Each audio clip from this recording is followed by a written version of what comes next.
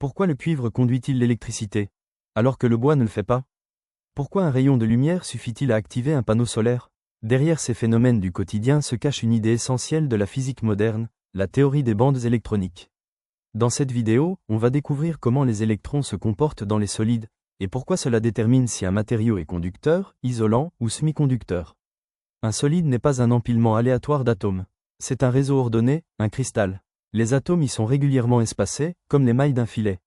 Les électrons présents dans ce réseau ressentent une force répétée, un potentiel périodique. Résultat, les électrons ne restent plus autour d'un seul atome.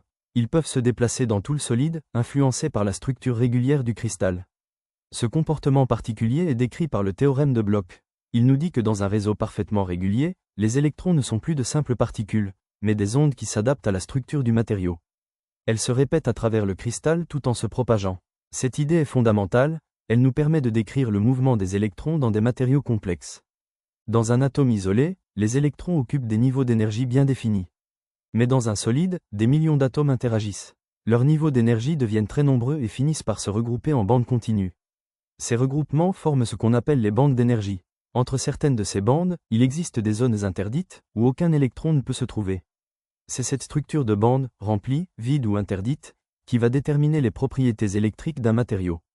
Prenons 3 cas, le conducteur, l'isolant et le semi-conducteur. Dans un conducteur comme le cuivre, la bande d'énergie contenant les électrons est partiellement remplie.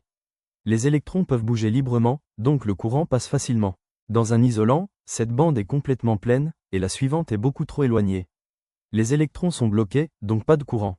Enfin, dans un semi-conducteur, la bande interdite est petite. Il suffit d'un peu de chaleur ou de lumière pour exciter les électrons et leur permettre de conduire. C'est ce principe qui permet de fabriquer des diodes, des transistors et des cellules solaires. Grâce à la théorie des bandes, on comprend les bases de l'électronique moderne. Elle explique le fonctionnement des ordinateurs, des LED, des capteurs photo et des panneaux solaires. Tout ça repose sur la manière dont les électrons occupent certaines bandes et peuvent ou non en franchir d'autres. La théorie des bandes est un pont entre la physique quantique et la technologie qui nous entoure. Elle relie les concepts fondamentaux du mouvement des électrons à des applications bien concrètes, électricité, lumière, chaleur, énergie. Comprendre les bandes, c'est comprendre comment la matière fonctionne et comment on peut la contrôler. Finalement, tout commence par quelques électrons bien placés.